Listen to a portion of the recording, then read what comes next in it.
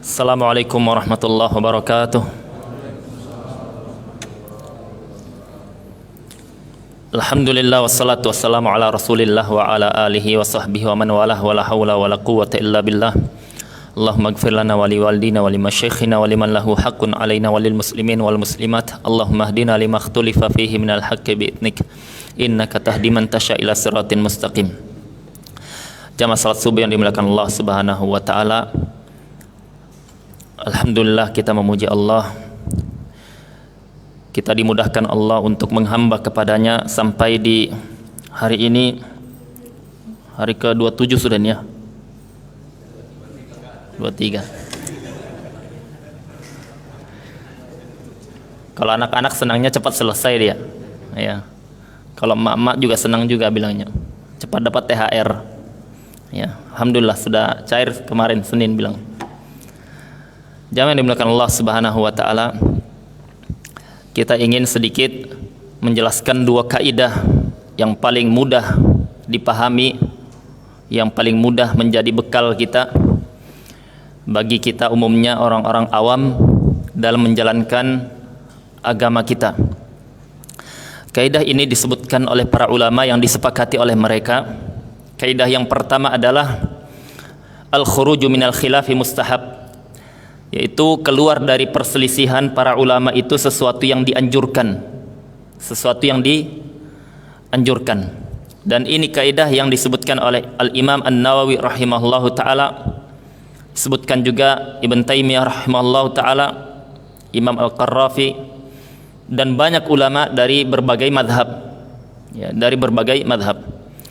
Yang kita tahu bahwasanya agama kita ini dibangun di atas dalil.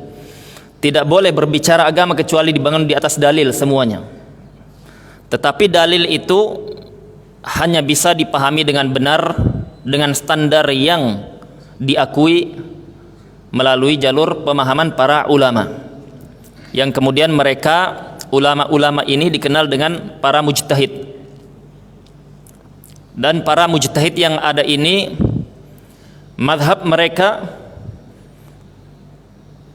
dari sekian banyak yang ada itu bertahan tersisa 5 madhab sampai abad ke-8. Sampai abad ke-8. Jadi pertama ada banyak, ada 20 lebih madhab. Ya, madhab yang kita tidak terlalu sering dengar. Madhab Abu Thawr, madhab Laits bin Sa'ad, madhab Sufyan bin Uyainah, madhab Sufyan Ats-Tsauri, ya, dan lain-lain. Ini madhab mereka ini tidak berlanjut sampai abad ke-5, ya. Jadi stop. Abad ke-6 hilang sudah berbagai madhab ini. Sebab apa? Sebab murid-murid para imam tersebut tidak melanjutkan estafet gurunya, ya. Ini yang dikatakan oleh Imam Asy-Syafi'i radhiyallahu anhu, al-Laitsu afqah min Malik illa annahu dayya'ahu ashabuhu. Imam Al-Laits bin Sa'ad lebih faqih dibandingkan guru saya Imam Malik, dibandingkan guru Imam Asy-Syafi'i yaitu Imam Malik. Jadi dia tidak fanatik dengan gurunya, meskipun ini adalah gurunya, dia akui ternyata ada yang lebih faqih dibanding guru saya. Kalau kita sebagian, pokoknya guru saya yang paling the best, ya. Pokoknya guru saya yang paling benar. Ya, apa kata guru saya itu sudah yang benar. Yang lain keliru. Guru saya tidak keliru. Ya, ini fanatik yang tidak dibolehkan dalam agama kita, dilarang oleh seluruh ulama. Maka sampai abad ke-8 masih bersisa. Sampai abad ke-7 masih tersisa 5 madhab yang ada. Madhab Imam Abu Hanifah, madhab Imam Malik, madhab Imam Syafi'i, madhab Imam Ahmad, yang terakhir madhab Daud Az-Zahiri, ya. Di abad ke-8 hilang madhab Daud Az-Zahiri yang dikenal dengan madhab Zahiriyah. Tersisalah 4 madhab ini. Ini yang disebutkan oleh Al-Imam Ibnu Qudamah rahimahullah ta'ala, bahwasanya dan tersisa 4 madhab yang perselisihan mereka adalah rahmat dan kesepakatan mereka adalah rahmat, adalah petunjuk. Maka bagi orang awam, ya, kita tidak bisa memahami dalil. Kita bacakan ayat-ayat tentang salat, hadis-hadis tentang salat. Ini hadisnya, ini kitab-kitab Sahih Bukhari, Muslim, Abu Daud, Sunan Tirmizi, Ibnu Majah. Ini jangan ikutin guru, jangan ikutin ulama. Ini hadis-hadisnya, pahami sendiri. Ndak salat-salat dia apa 5 tahun. Ya, karena apa? Ndak bisa difahami. Karena tidak bisa difahami dengan benar. Karena butuh ilmu. Ya, butuh ilmu. Sama seperti kita datang ke dokter, ya, dibuatkannya resep, dikasihnya obat, ya, A B C D. Ya, kita dikasih resep, kita bawa ke apoteker atau bawa ke apotik untuk untuk di mana? Untuk dikasihkan resep tersebut untuk kita. Kita kalau tanya, dokter, kenapa saya dikasih paracetamol? Ya, dijelaskan panjang lebar, tidak nyambung, ya. Pokoknya kita tahu beres, ya kan gitu. Lebih sulit lagi memahami dalil dibandingkan memahami ilmu apoteker itu, memahami racik obat itu, ya, memahami resep obat. Lebih sulit memahami dalil, ya. Kita contohkan saja. Contoh Nabi sallallahu alaihi wasallam bersabda, "La salata liman lam yaqra bi ummil kitab." Tidak ada salat bagi yang dia itu tidak membaca ummul kitab Al-Fatihah. Hadisnya mudah. Pemahamannya mestinya mudah. Tidak ada salat bagi yang tidak baca Al-Fatihah. Tetapi para ulama berselisih, berbeda faham. Apakah maksud hadis ini yaitu tidak ada solat, maksudnya tidak sempurna solat tapi tetap sah? Pemahaman yang pertama. Yang kedua, apakah maksudnya itu tidak ada solat, maksudnya tidak sah jika tidak baca Al-Fatihah? Kalau tadi tidak sempurna tapi sah, kalau sekarang tidak sah, apalagi sempurna, ndak juga sempurna. Pemahaman yang kedua. Pemahaman yang ketiga, ini hadis hanya berlaku untuk imam, tidak untuk makmum. Pemahaman yang keempat berlaku untuk imam dan makmum. Pemahaman yang kelima berlaku untuk salat yang dikeraskan, bukan salat yang dijaharkan, yang dilirihkan, yang disirkan, bukan yang dikeraskan. 5 pemahaman ini. Milih yang mana kita, Pak? Kira-kira. Riwayatnya cuman 1. Tidak ada salat bagi yang tidak membaca Al-Fatihah. Kenapa ada berbagai pemahaman, beberapa paham ini? Karena para ulama itu memahami tidak seperti kita. Cara berdalil mereka itu tidak seperti kita baca, oh ini maksudnya sudah. Tidak seperti itu. Mereka mengkaji dalil itu dikumpulkan semua riwayat, semua asar, semua hadis, semua ayat yang berkaitan dengan masalah ini. Semuanya dikumpulkan. Perlu kita tahu, dalam ilmu hadis itu satu hadis Nabi sallallahu alaihi wasallam itu diriwayatkan oleh berbagai sahabat, oleh banyak sahabat. Kadang riwayatnya berbeda satu sama lain. Ya. Kadang riwayatnya berbeda satu sama lain. Maka para ulama hadis itu harus menggabungkan seluruh riwayat yang ada baru bisa dihukumi apakah riwayatnya diterima atau ditolak. Setelah proses diterima atau ditolak baru dipahami. Memahaminya butuh yang namanya ilmu usul fikih, butuh yang namanya ilmu memahami dalil. Nah, ilmu untuk memahami dalil ini adalah ilmu yang paling sulit dalam Islam. Ilmu yang paling sulit dalam Islam. Ya. Kami punya guru, Pak. Guru kami itu S3 doktor. Bukan dokter, doktor. Jurusan usul fikih. Jurusannya itu memang khusus untuk memahami dalil. Ketika belajar, ya kebetulan waktu itu gurunya satu, muridnya satu juga. Jadi kalau muridnya sakit atau pergi ke WC, habis muridnya. Ya, Syekh kita belajar, ya belajar. Saya nggak ada teman, nggak apa-apa bilangnya, belajar saja kita. Jadi kalau di Yaman sana itu murid 1, 2 itu biasa sudah. Ya, kalau di sini kan nggak ada pengajian kalau cuma tinggal 1 atau 2 murid. Di sana biasa. Maka ketika kita belajar, ada pembahasan yang paling sulit. Yang dulu di pesantren, kami di pesantren di Jawa Pak dulu 4 tahun belajar ilmu ini, gurunya juga tidak paham. Gurunya juga tidak paham, ya, menjelaskan. Karena sulit memang, Pak, sulit. Ketika kami datang, tanya, "Guru, saya ingin paham masalah ini, saya belum paham." Dia bilang, "Kita lompati saja pembahasan ini, kita lewatkan." Pembahasan apa itu? Pembahasan qiyas, ya, pembahasan metode analogi. Ya, metode analogi. Yaitu misalkan kita dulu dilarang Nabi sallallahu alaihi wasallam, la yabulanna ahadukum fil ma'i ad-daim alladzi la yajri. Jangan seorang kalian itu kencing di air yang tidak mengalir. Ya, dilarang oleh Nabi sallallahu alaihi wasallam. Lah yang dilarang kencing. Kalau BAB gimana? Ya. Ah, ini apa? Ini namanya pemahaman kias, analogi. Kalau BAB lebih-lebih lagi dilarang kan gitu. Tapi zahiriyah enggak. Kalau zahiriyah mengingkari kias, enggak ada kias itu dalam Islam. Yang ada Kitabullah, Sunnah Rasulullah dengan ijma, kesepakatan para ulama. Kias tidak dipakai. Jadi boleh tidak kalau kita BAB di air yang tadi tidak mengalir itu? Boleh katanya, karena tidak ada larangannya. Ya, tapi para ulama semuanya mengatakan dilarang BAB, lebih-lebih lagi kalau yang kencing saya dilarang. Ya, itu namanya kias. Ya, contoh lagi, Nabi sallallahu alaihi wasallam mengatakan, "Az-zahabu bil-zahabi wal fiddatu bil fiddati." Emas kalau dengan emas riba. Perak dengan perak riba. Wat-tamru bit-tamr, kurma dengan kurma riba. Yaitu kalau tidak sama dia, kalau tidak sama takarannya. Wal milhu bil milh, garam dengan garam.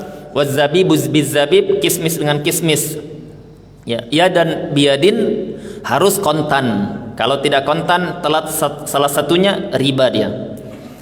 Ya dan biadin. Faman zada aw istazada faqad arba. Siapa yang dia menambah, ya saya 1 juta itu 1,5 juta, ya kan. Kalau di akhir lebaran nanti, dekat lebaran nanti itu ada seperti itu.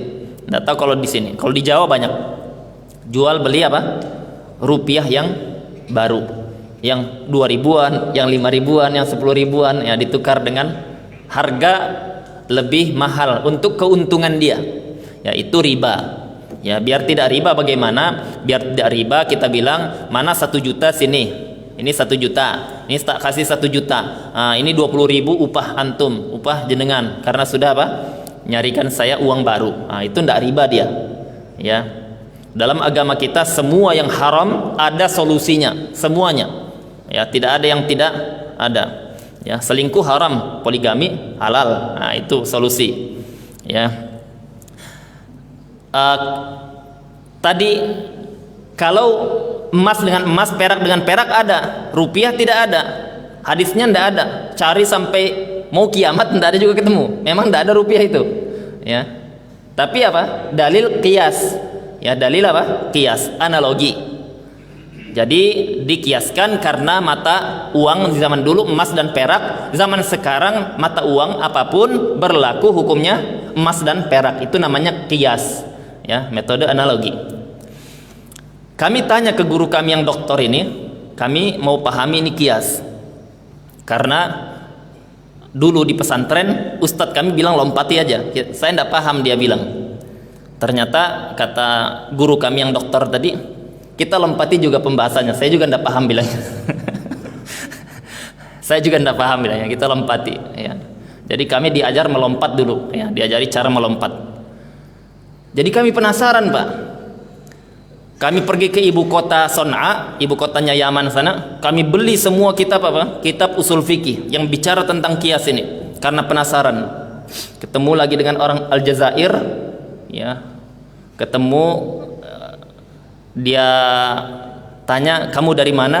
Ya, saya dari madrasah Darul Hadis. Kebetulan guru dia dengan guru kami saling berseberangan pemahaman. Jadi dia ajak saya berdebat. Saya tidak ladeni. Ya, karena saya mau cepat, mau buru-buru, mau paham kias dulu, ngapain debat. Akhirnya dia ngotot tetap, dia mencela guru saya dan lain-lain. Akhirnya berdebatlah. Berdebatlah di pasar sana. Ya, berdebat sekitar setengah jam. Ya, bahasa Arab, Pak, ya, berbahasa Arab. Dan saya kasih satu pertanyaan dia tidak bisa menjawab, ya. Nah, saya tanya, kamu paham enggak usul fikih? Bilangnya, paham. Coba jelaskan saya tentang kias. Coba jelaskan saya tentang kias. Karena apa? Karena guru saya juga apa? Enggak paham. Ya, dia enggak bisa menjelaskan. Saya bilang, sesama muqallid, ente muqallid, saya juga muqallid, enggak usah berdebat, ya. Karena apa? Muqallid itu tidak ruangnya untuk berdebat, kita belajar saja, ya. Akhirnya saya pergi. Assalamualaikum, ya. Singkat cerita, saya beli ini, Pak, kitab usul fikih. Ada 19 jenis buku yang berbicara tentang qiyas. Kami baca baru 15 buku dan enggak paham juga. Enggak paham juga. Jadi itu namanya apa? Ilmu usul fikih, ilmu untuk memahami dalil. Jadi kalau ada orang hari ini mengatakan kita itu bangun agama kita di atas kitab dan sunnah, itu bagus. Tapi masalahnya apa? Lanjutkan. Lanjutannya apa? Lanjutannya dengan pemahamannya para ulama. Nah, untuk kita bisa nyambung dengan pemahamannya para ulama, ini kita ada ilmu bahasa Arab, karena kita para ulama dengan bahasa Arab semuanya, ya, bukan dengan bahasa Indonesia. Kalau bahasa Indonesia, maka terjemahan yang ada itu sangat-sangat rentan. Kita tidak tahu salah atau benarnya. Kita tidak tahu salah atau benarnya. Karena banyak kita lihat cetakan-cetakan yang diterjemah itu salah terjemah dan salahnya fatal. Ya. Ada contoh diterjemahkan dulu, lucu sekali, kami ketawa. Babuz zikri ba'da shalah. Bab berzikir setelah salat. Dia apa, Pak? Dia bacanya babuz zakari ba'da shalah. Bab zakar setelah salat. Jadi dia bilang, kami di catatan kaki, Pak, kami tidak mampu memahami maksud penulis ini. Kami tidak mampu memahami, tidak nyambung dia. Bagaimana mau nyambung? Tidak nyambung memang bacaannya, salah terjemah dia. Ya. Jam yang dimuliakan Allah Subhanahu wa taala itu. Jadi kita butuh ilmu untuk mengantarkan kita kepada para ulama. Para ulama punya ilmu yang mengantarkan mereka kepada dalil. Jadi tugas kita itu bukan ke dalil, tugas kita ke ulama. Karena itu Allah Subhanahu wa taala perintahkan kita, fas'alu ahla dzikri in kuntum la ta'lamun. Tanyalah para ahlu zikir kalau kalian tidak tahu. Ayatnya sesimpel itu. Ahlu zikir itu para mujtahid, para imam-imam yang 4 tadi yang kami sebut di awal. Bukan ahli zikir yang dia punya tasbih besar, ya ilah illallah, bukan. Ya, itu nyeleneh itu. Ya. Nah, jadi ketika kita mengikuti arahannya Al-Quran, tanyalah ahli zikir, yaitu ahli ilmu, para imam-imam mujtahidin, kalau kalian tidak tahu. Sekarang mereka sudah tidak ada, tapi ada karya mereka dibukukan. Maka tanya kepada orang-orang yang menukilkan pendapat mereka itu. Ya, tanya orang yang menukilkan pendapat mereka. Jadi kita dalam beragama itu mengikuti arahannya para ulama kita karena mereka mengikuti dalil. Jadi bukan berarti kita memahami agama lewat misalkan lewat fikihnya mazhab Hanafi, atau lewat fikihnya mazhab Maliki, atau lewat fikihnya mazhab Syafi'i, atau lewat fikihnya mazhab Hambali. Berarti kita itu meninggalkan dalil, mengikuti ulama. Bukan. Itu salah faham, itu gagal faham. Ya. Justru kita mengikuti para ulama mazhab ini karena merekalah yang mampu memahami dalil dengan baik dan benar. Ya. Dengan baik dan benar. Kalau kita tidak mengikuti arahannya para ulama seperti itu, maka ada 10 orang 10 pemahaman juga. Ya, ada 10 orang 10 pemahaman juga. Ya. Jadi kaidah yang pertama ini, al khuruju minal khilaf mustahab. Keluar dari perselisihan para ulama adalah sesuatu yang mustahab, sesuatu yang dianjurkan. Contoh, para ulama itu berbeda pendapat tentang masalah zakat fitrah, ya, zakat fitrah. Ya, sebagian orang memahami Idul Fitr itu bersih dari dosa kita, sudah suci kita, makanya setelah itu kita nol lagi, maaf-maafan. Bukan itu maksudnya, ya. Idul Fitr itu kita kembali setelah berpuasa sebulan penuh, kita berbuka. Al-fitru maksudnya berbuka. Makanya disunahkan sebelum kita keluar ke tempat kita sholat, kita berbuka dulu, ya, kita berbuka. Beda dengan Idul Adha, tidak perlu berbuka. Berbukanya apa? Cukup dengan kurma. Kalau tambah buras Ustadz, bolehlah. Tambah opor ayam, ya, jangan terlalu banyak, ya. Jadi apa? Jadi ketika kita mengikuti para ulama, berarti itu maksudnya kita sudah mengikuti dalil, ya, sudah mengikuti dalil. Contoh tadi kita contohkan, kita ada zakat fitr, zakat fitrah. Para ulama sepakat kalau yang dikeluarkan itu adalah qut. Qut itu adalah bahan pokok makanan kita. Kalau kita di sini makan makanan apa, Pak? Kalau saya makan nasi, beras itu ayam. Ya. Nasi, ya. Beras dulu baru dimasak jadi nasi, kan gitu. Jadi kita keluarkan beras, bukan keluarkan nasi. Keluarkan beras. Beras kalau dikeluarkan, semua mazhab sepakat. Semua mazhab sepakat. Boleh tidak dengan uang? Boleh menurut mazhab Imam Abu Hanifah dan yang mengikutinya. Ya. Jumhur mayoritas tidak boleh. Dan tidak sah. Tidak sah. Kalau versi jumhur kita keluarkan uang, maka dia tidak boleh dan tidak sah. Kalau kita keluarkan terhitung sedekah, tidak menggugurkan kewajiban. Kalau versi jumhur. Jumhur itu bukan 1-2, Pak, banyak ulamanya. Banyak ulamanya, bukan 1-2, bukan 10-20, ratusan. Ya, jumhur itu. Ya, karena mazhab Hambali ada banyak ratusan, mazhab Syafi'i ratusan, mazhab Maliki ratusan. Ya, jadi bukan 1-2. Tapi mazhab Imam Abu Hanifah membolehkan dengan uang. Boleh tidak dikeluarkan dengan uang? Boleh. Kalau menurut mazhab Imam Abu Hanifah, tidak boleh menurut jumhur. Nah, sekarang kita dihadapkan kebutuhannya masyarakat lebih butuh uang atau beras? Lebih butuh uang, dia bilang. Saya kalau dikasih beras dengan uang, saya ambil uang. Kalau dikasih beras, uang, nasi padang, saya ambil bilangnya. Ya. Kalau ibu-ibu nasi padang, uang, skincare diambilnya bilangnya. Coba ada zakat dan skincare bilangnya. Itu yang kami ambil. Ya, meskipun tidak ada ulamanya bilangnya. Nah, jadi apa? Jadi apakah bisa diterapkan kaidah ini? Bisa, ya. Al khuruju minal khilaf mustahab. Keluar dari perselisihan itu mustahab, dianjurkan. Ya, dianjurkan. Kita faham maslahat orang lebih butuh pada uang. Tapi uang ini sejak zaman Nabi SAW ada atau tidak ada? Ada, sudah. Uang sudah ada. Makanan pokok sudah ada, uang sudah ada. Tetapi Nabi SAW semua riwayat mengeluarkan makanan pokok, gandum, ya, kurma dan lain-lain. Ya, dulu gandum, kurma, kismis, ya, ada hintoh juga, ada jenis-jenis seperti gandum, dia beda jenis. Ya, tapi tidak ada yang keluarkan buras zaman dulu itu, Pak. Ya, itu sepakat kalau buras dikeluarkan tidak laku, dia tidak sah.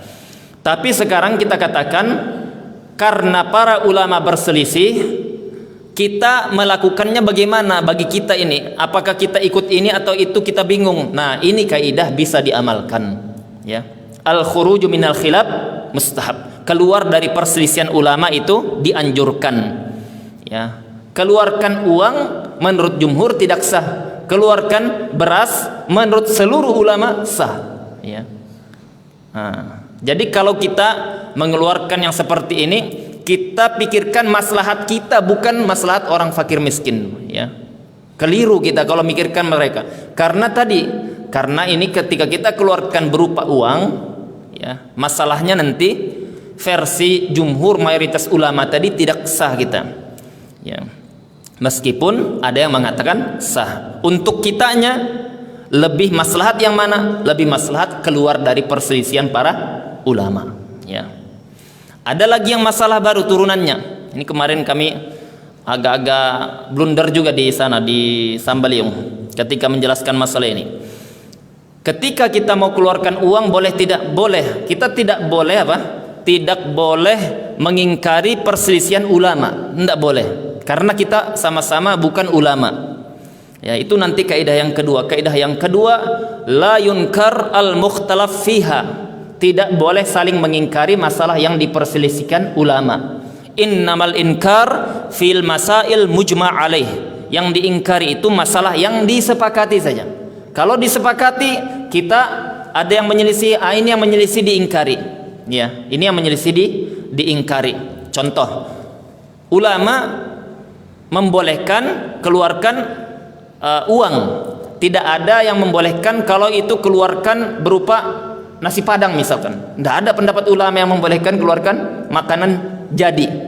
Ada yang bilang saya ikut makanan jadi aja karena masyarakat dikasih uang dengan dikasih beras dengan dikasih makanan jadi, suka makanan jadi dia.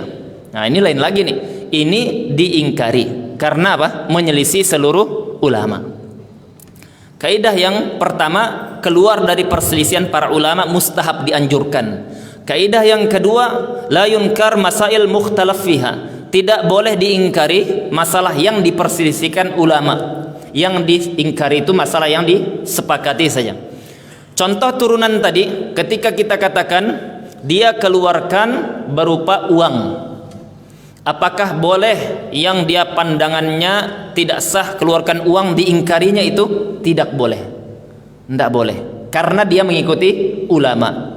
Ya, karena mengikuti ulama. Masih ada ulamanya dan ulamanya ini punya otoriter dalam memahami ayat, dalil, hadis dan seterusnya. Jadi pemahamannya diakui. Tidak boleh diingkari, ya, tidak boleh diingkari. Sebagaimana apa?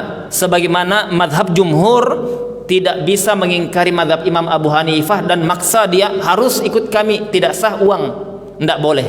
Seperti itu juga yang mengikuti pendapat ulama, ya, yang mengikuti pendapat jumhur tidak boleh memaksa yang tidak mengikuti jumhur untuk ikut pendapat jumhur, tidak boleh.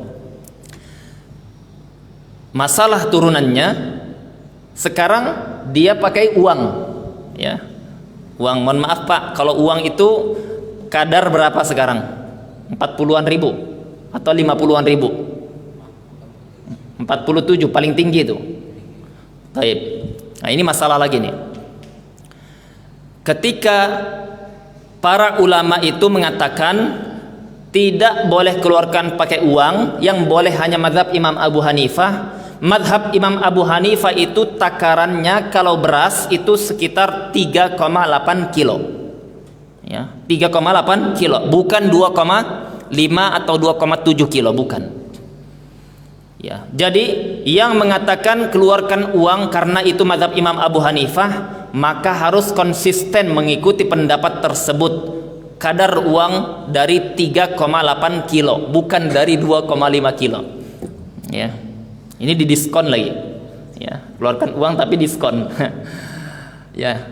Kalau kita keluarkan berupa uang pakai kadar 2,5 kilo, itu tandanya kita tidak ikut semua ulama. Ya, itu tandanya apa?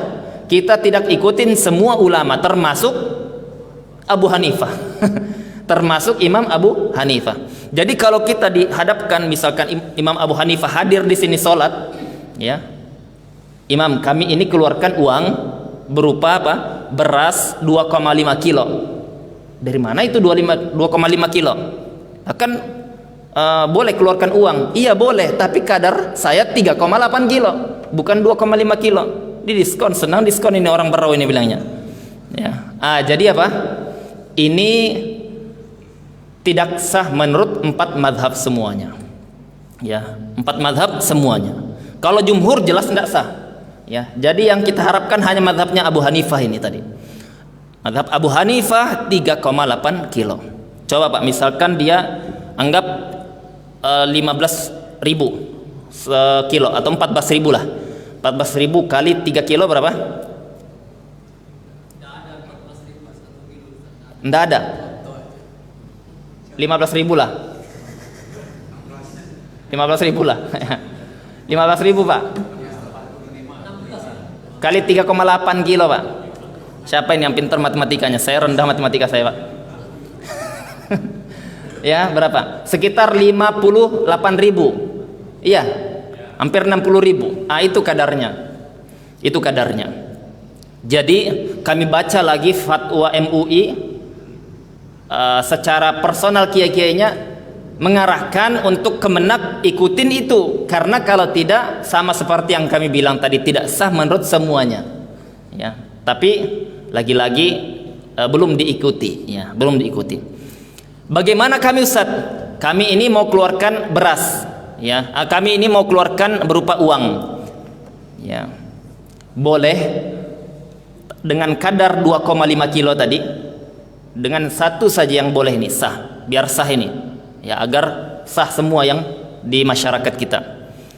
Pak, ini saya keluarkan uang dibelikan beras, ya kita titip untuk dia belikan beras 2,5 kilo. Ketemulah beras versi jumhur sah, ya, dan versi Imam Abu Hanifah tidak sah.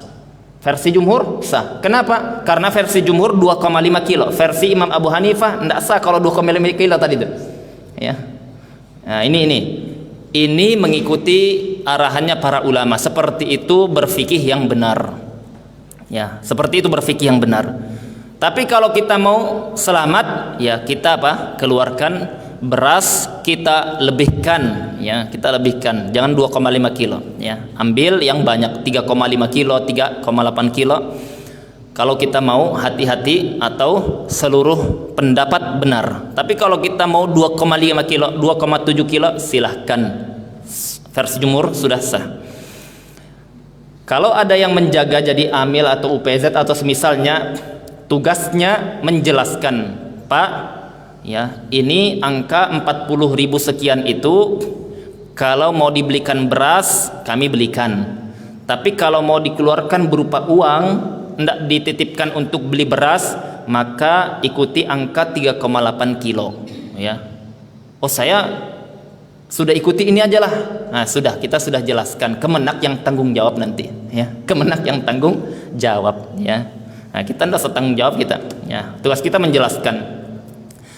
Ini yang dijelaskan para ulama. Kenapa Pak? Ya, ketika ini ditetapkan kemenak, apakah kemenak bisa salah? Bisa. Ya, kemenak bukan nabi. Ya. Karena apa? Masalah zakat, masalah puasa, masalah ini itu sudah selesai sejak ratusan tahun zaman dulu sudah clear. Ya.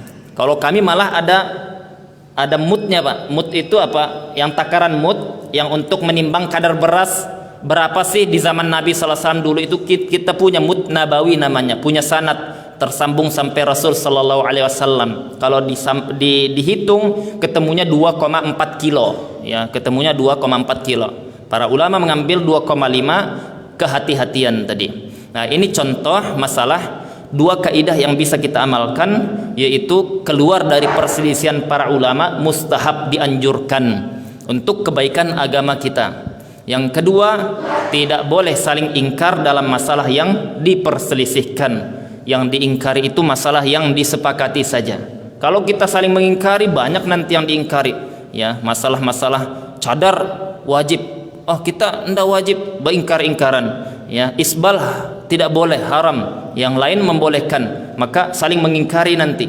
Nah, ini bukan tugas kita. Itu tugasnya para ulama, saling mengkaji dalil, mereka ahlinya bukan kita, ya. Maka mudah-mudahan dengan kaidah ini bisa kita amalkan, bisa kita mengurangi, meminimalis masalah-masalah yang ada di tengah-tengah kaum muslimin. Mudah-mudahan Allah mudahkan kita untuk qiyam Lailatul Qadar, dan Allah terima setiap amal kita, dan Allah ampuni seluruh dosa-dosa kita, dosa-dosa kedua orang tua kita dan keturunan kita semuanya.